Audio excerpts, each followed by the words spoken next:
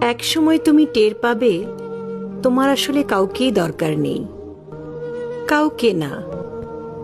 বারবার এলোমেলো হয়ে যাওয়ার পর পৃথিবীর প্রতি একরাশ অভিমান করে তুমি আস্তে আস্তে নিজেকে নিজেই গুছিয়ে নিতে শিখবে।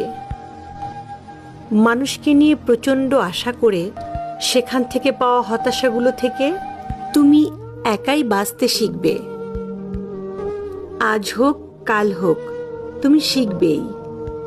বারবার হোঁচট খেয়ে পড়ে যাবার পরে একদিন তুমি টের পাবে তুমি কারো হাত ধরে ওঠার জন্য অপেক্ষা না করে নিজে নিজেই উঠতে চেষ্টা করছো।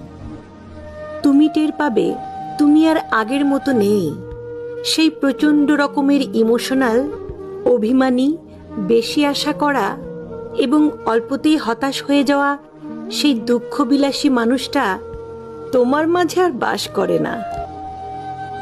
কষ্টগুলো, হতাশাগুলো তোমাকে বদলে দেবে। বোকাশোকা ধরনের সেই তুমিটা একদিন ড্যাম কেয়ার ধরনের স্মার্ট তুমি হয়ে যাবে। সেদিন তোমাকে প্রতিনিয়ত কষ্ট করে দেয়া, হতাশ করে দেয়া কিংবা ধাক্কা দিয়ে ফেলে দেওয়া মানুষগুলো ভীষণ চমকে যাবে। কেউ কেউ ফিরে আসতে চাইবে তোমার কাছে। তুমি সেদিন মুচকি হেসে নিজের জীবন সাজাতে ব্যস্ত হয়ে যাবে।